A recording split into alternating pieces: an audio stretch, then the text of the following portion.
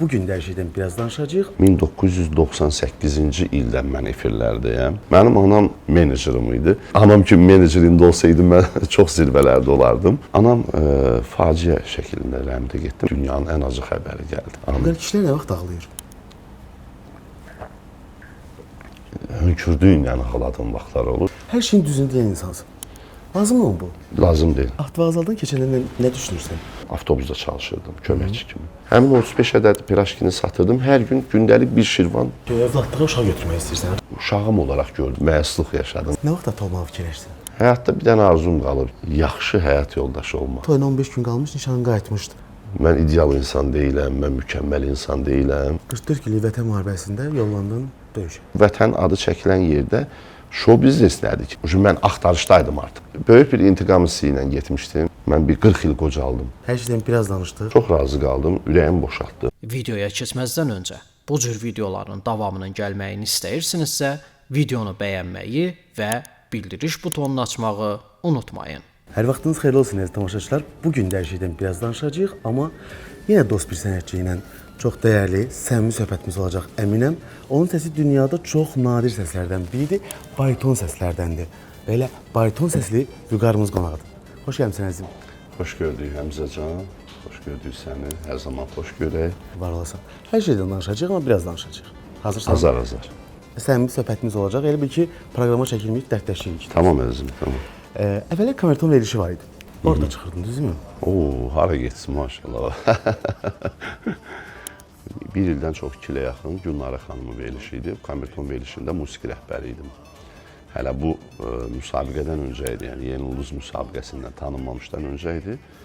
Amma hətta lap köhnələrə gedəsi olsaq, lap daha öncəki illərə gedəsi olsaq, 1998-ci ildən mən efirlərdəyəm.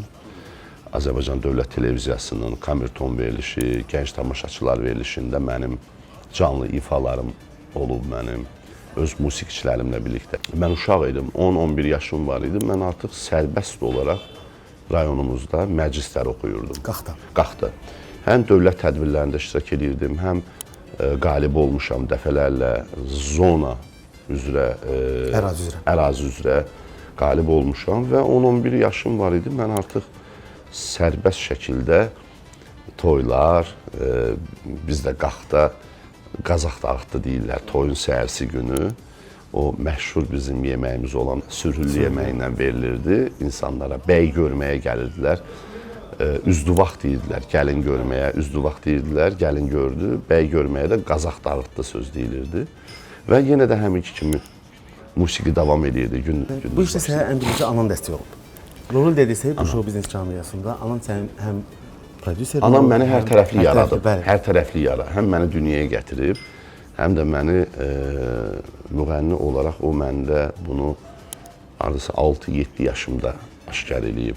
Anam ruhu şad olsun, anam ən böyük arzusuydu, ölənlər zəhməti. Anam özü də çox gözəl ifa edirdi, yəni mənə hətta o vaxt mahnıları öyrədirdi. Ondan keçib yəqin. Ondan keçib, onun da dayısı gözəl avazı olub, ana tərəfdən yəni keçib. Bizdə ata tərəfdə belə bir səsi olan, yəni duyumu olan o qədər güclü bir insan yoxdur. Hə, ana tərəfdən keçib mənə, anamın dayısından gəlib, Nəzir kişidən. Yəni o zamandan belə və Bülbül adına Orta İxtisas Musiqi Məktəbinə 98-ci ildə anam məni göndərdi. Konsertlərimi təşkil edirdi. Mənim 15 yaşım var idi. Vüqar Muradovun solo konserti. Yəni hər ana oğluna bunu eləmişdi. Bəli. Mənim anam əlində o termoz deyirik də, termoz. Hər zaman onun içində konsertlərimi təşkil edirdi mənim. Menecerim idi. Anam kimi menecerində olsaydım mən çox zirvələrdə olardım. Yəni bildiyimiz ruhu şad olsun. Əlində südlə, nə bilim, kərəyağı qatırdı içinə ki, boğaz yumuşalsın. Qadın məni hər tərəfli yaradıb da, yaratmışdı. Nədən rəhmət etməz? Anam faciə şəklində rəhmətə getdi. Mənim anam, bizdə bilmirəm, bilmirsiniz, Bakı şəhərində ümumiyyətlə əncir ağacları balaca olur. Amma rayon yerlərindəki əncir ağacları çox hündür olur. Şaxəli olur. Bəli. Və onlarda çox kövrək olur. Həqiqətən əncir ağacı ümumiyyətlə kövrək. Biz dəfələrlə uşaq vaxtından biz yadımıza gəlir ki, anam bizi başımıza alladıb çıxırdı ağaca, ərik yığırdı, nə bilim, əncir yığırdı. Hətta bir dəfə o zaman mən çox uşaq idim.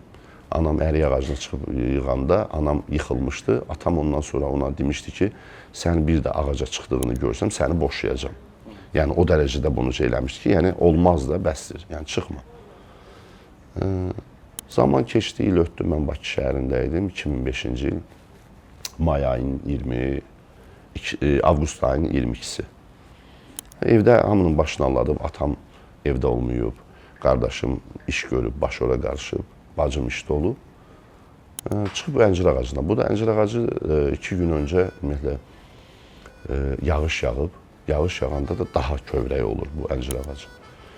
Çıxıb ağacın yüksək yerinə ki, həmişə bişirirdi mürəbbə, paylayırdı qohumlara, əqrabalara, mənə göndərirdi. Vicdanlı insan idi. Əsas odur, mən fəxr edirəm ki, indi baxma, anam biraz yox, çox tez dünyasını dəyişib. Neçə yaş var? Anamın onda 53 idi, mənim 22 yaşım var idi. 21 yaşım var idi mənim. Belə başa düşdüm ki, ağacdan yıxılıb. Ağacdan yıxılıb, həmən ciyəri partlayıb və boynu sınıb, heç qardaşım səs-küyə gəlib, qonşular gəlib. Elə yolda xəstəxanaya çatmamış, qardaşımın qucağında həyatını tapşırdı. Xəbərini necə aldın bəs? Xəbəri mənə bacımın rəfiqəsinin qardaşı dedi. Yəni, özüm də şoka düşdüm. Mən də restorandaydım o vaxt. Onu da elə tanımırdım. Məclis idarə edirdin? Normal restoranların birisində açıq havada məclis idarə edirdim.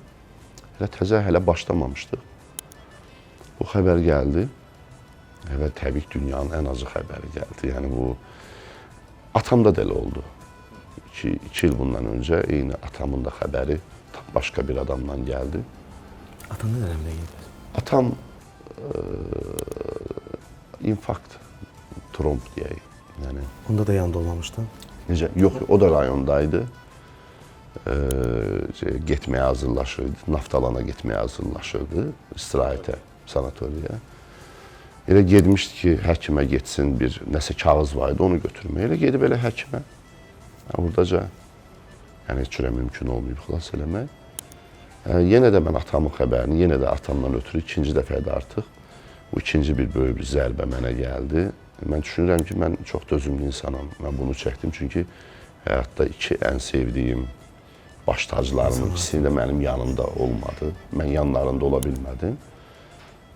Və belə bir hadisə, amma hər zaman arzuladıqları bir şey var idi ki, deydilər, atam da deyirdi, anam da deyirdi, ən çox anam deyir ki, Allah məni heç övladlarıma da musaxar eləmə. Yəni, onların da məni, necə deyərlər, məni o vəziyyətə salma ki, mən, onlar mənim əziyyətimi çəksin. Əziyyət çəkmədən, yaşlanıb, onları incitmədən dünyadan köçüm. Amma inanın səmimiyyətimə, yəni mən çox valideynə bağlı insan olmuşam, hədsiz dərəcədə də, yəni bildiyiniz, onlarla nəfəs almışam. Bugünkü günə qədər əgər təmiz adımı qoruyub saxlamışamsa, bunların müəllifi mənim valideynlərimdir ki, mən onlar üçün. Ruhları şad olsun. Vüqar kişilər nə vaxt ağlayır? Vüqar çox var.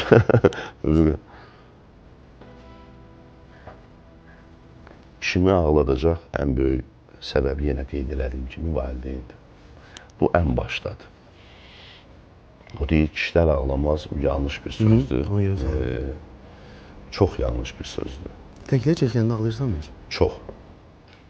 Mən hətta hönkürdüyüm ilə ağladığım vaxtlar olur. Elə vaxtlar olur ki, çox nadir hallarda yuxuda görürəm valideynlərimi.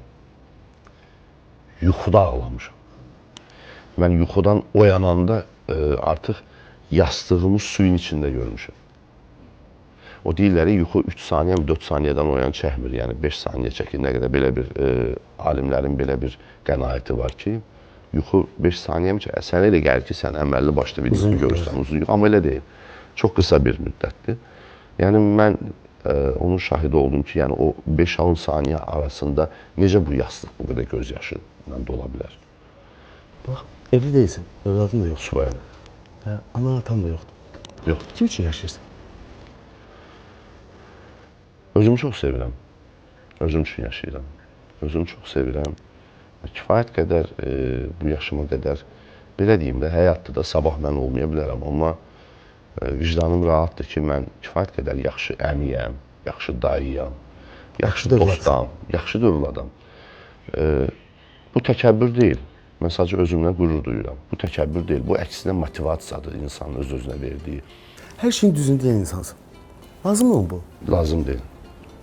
Amma qozbeli qəbir Əslində belə olur. Qozbeli qəbir düzəldər. Avtovağzaldan keçəndə nə düşünürsən? Nə yadıma düşür? Həmzə, mənim yadıma bu həyatda düşmək yox, yadımdan heç bir zaman, heç bir dəqiqə, heç bir saat çıxmayacaq iki ilahi qüvvə var. Onlar da valideynlərimdir. Ailəni sən saxlayırmışsan 14-16 yaşlarında. Avtovağzal salonuna görə Çox böyük, hə, çox böyük. Dərsi necə gedirdin və bu işini necə çatdırırdın? Dərs səhər 8-də 9-un yarısı başlayırdı. Bakıya qalx, yolda mən bilən 5-6 saatlıq yolda ən azından. Bakı qalx, mən belə deyim, gedirdim məsələn, həftədə 2 dəfə gəlirdim məsələn Bakıya, avtobusda çalışırdım köməkçi kimi. O biri günü gəlirdim səhər tezdən 6-da avtobus çatırdı Bakıya və mən gedirdim evə, hazırlaşırdım. Bir şirvan pul alırdım o vaxt, Bakıya gedib gəlməyə, 2 günə belə deyək.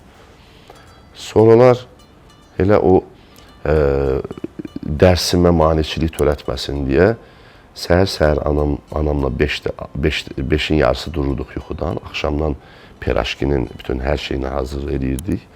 Səhər 6-ya qalmış, mən bir vedrə piraşki ilə hardasa 3-ü bir Məmməd Əminə idi. 3-ü bir Məmməd Əminə. 30-35 ədəd piraşki pişirirdi anam səhər tezdən və mən hər səhər çıxırdım, həmin o avtobus gələndə, o avtobusdan düşən sürücüsüdür, köməkçisidir, elə müştərilər gələn, yol gələn insanlar. Həmin 35 ədəd piraşkini satırdım, hər gün gündəlik bir şirvan pul gəlirdi. O bir şirvan pulun hardasa 5 Məmməd Əmini bizim xərclərimiz idi. Onun içine. Ailənin böyük uşağı sən imişsən? Yox, mən ən balacası olmuşam. Qardaşım əsgərlikdə idi. Bacım da çalışmırdı hələ. Bütün yükü özündən almışdın. Çox zaman, sonra ləpə satmışam, qoz fındıq. Tələbə olduğum vaxtlarda da qalxdı. Bir ara yayılırdı ki, bu mətbuatda açıqlama verilir ki, evlatlığa uşaq götürmək istəyirsən. Real bir şeydir mi, yoxsa necə?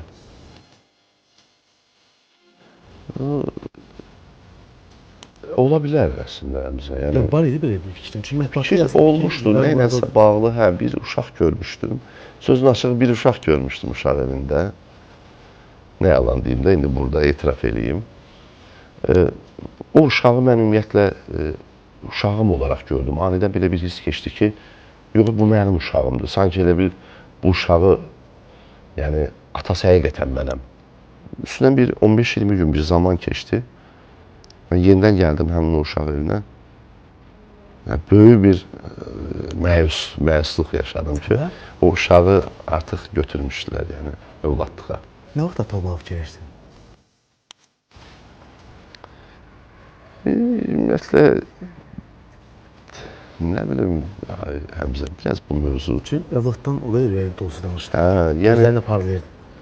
hə, yox, övlad hər kəsə lazımdır. Həyatda bir dənə arzum qalıb ki, bütün arzularım yerinə yetib. Yaxşı həyat yoldaşı olmaq, yaxşı valideyn olmaq. Çünki mən digər missiyaları tamamlamışam. Yaxşı övlad olmuşam, yaxşı qardaş, yaxşı əmi, yaxşı dayı, yaxşı qohum, yaxşı dost olmuşam. 44 günlük Vətən müharibəsində yollandın döyüş. Bəli. Çox qəribədir. İlk etapda gedəndə deyəsən sən qəbul edilmişsən. Yox, məni buraxmırdılar ümumiyyətlə. Sonra neçə günsə özün deyəsən piyada getmisən, düzdürmü? Hadurta qədər, bildiyim qədərilə. Horadizə qədər. Horadizə qədər bilirsiniz. Üçqulaq deyilən bir ərazi var. Beyləqana yol gedir, oradan da qalan gedir Füzuli rayonuna tərəf, Horadizə tərəf. Məni buraxmadılar. Əvvəla mən 37 yaşım var idi o zaman. Həm yaşım düşmürdü, çünki 35 yaşa qədər idi. Həm də ki, Mən şu adamda ciddi qəbul olunmur. olunmur. Elə bildilər ki, Səfəman nəsə... cümləli. Yox, elə bildi ki, məni ona görə buraxmırdı, orada rəis idi, yəni. Məni ona görə postdan buraxmadı ki, sən nə işin var, sən show biznes adamısan, gedəsən orada, onu çəkib paylaşasan, siz şöyle dedim, ay kişi, mən Azərbaycanlı balasıyam, show biznes falan bitib, yəni show biznes, sənət, show biznes, hamısı qurban olsun Bir dəfə oxumağa vətənə. yox, vuruşmağa gəlir. Bəli, hamısı qurban olsun vətənə. Yəni o vətən adı çəkilən yerdə Show biznes nədir? Heç onun zərrəsi deyil, yəni. Nə show biznes? Buraxmadı məni və bildi ki, mən iddialıyam, keçəcəm. Bütün hər bir postda xəbər verdi ki, uzun adam Vüqar keçə bilməz.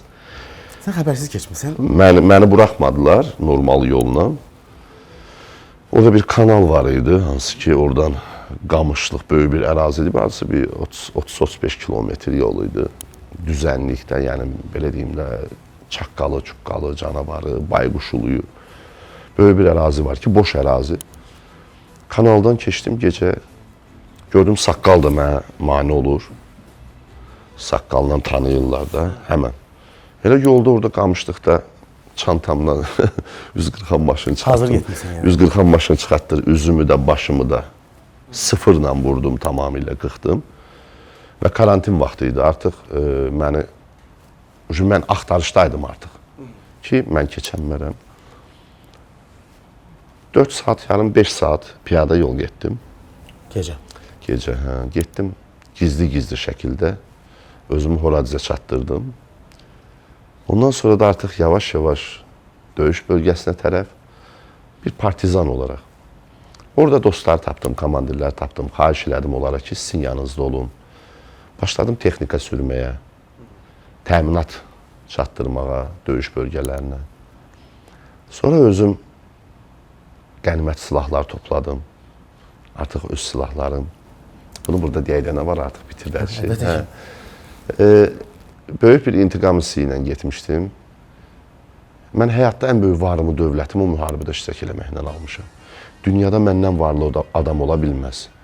Mən dünyanın ən oliqarx adamıyam ki, mən orada iştirak elədim, mənim içimdə qalmadı. Çünki mən hardasa oktyabrın 3-ü idi cəbhəyə yollananda. O 27-sindən sentyabrın 3-ünə qədər mən bir 40 il qocaldım. Məni voyenkomat qəbul eləmədi, hər bir komissarlıq qəbul eləmədi, dedi, səni necə apara bilərik, oradan sən əskərlikdə olmamısan, yəni Niqornu sayırsan, əskərlikdə də öz keyfimdən olmamışam. Ayağımın altı düz, o vaxt ayağımın altı düz idi. Məlum səbəb. Bir də mənim mədəmdə qastrit var idi uşaq vaxtımda. Həmzə, mənim gözümün önündə işləyən, mən gözümdə bir dənə bir şey var, intiqam. Vüqar, hər şeyin var. Bəs nə vaxt evlənəcəksin inşallah bu spaylan daşdan tasın?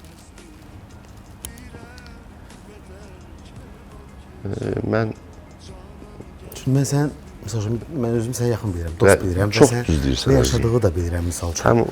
Tamamdır, sadəcə mən özümə dost axtarıram, yəni yaxşı dost axtarıram, sadiq dost axtarıram. Mən özümə bir ömür boyu heç bir zaman adiləşməyəcək bir xanım axtarıram. Bircə qalıb bu missiyam. Sənin bir sual verəcəm, bu suala sən cavab verərsən, sən vermərsən. Niyə verdin? Çünki mən səni çox gözəl tanıyıram, kişi xarakteri olduğunu da bilirəm. Çox sağ ol. Çünki sənin toyuna 15 gün qalmış, nişanın qayıtmışdı. Yəni, o dərəcədə tanımamışdı mı, qayıtmışdı, yoxsa necə? Bilirsən, bəzən ziyanın yarısından qayıtmaq xeyirlidir. Mən ideal insan deyiləm, mən mükəmməl insan deyiləm. Hər kəsin qüsuru var, hər kəsin yanlışı var. Amma heç bir zaman bağışlanmayacaq səhvlərim yoxdur, eləməmişim, eləməyəcəm də. Nə qədər ki, ağlım başımdadır. Vüqar, çox minnətdaram. Xoşdur. Dərdləşdik, səmimi söhbət elədik. Hər şeydən biraz danışdıq. Razı qaldın mı? Çox razı qaldım, ürəyimi boşaltdım. Böyük bir yükü atdım, böyük bir negativ atdım. Dediyim kimi, çox hədsiz çox razı qaldım. Çox verilişlərə də getmirəm. Səbəb də qarşımdakı aparıcının, jurnalistin sözü başqa yerlərə aparmağı və özünə reyting qazanmağıdır. Ona görə getmirəm.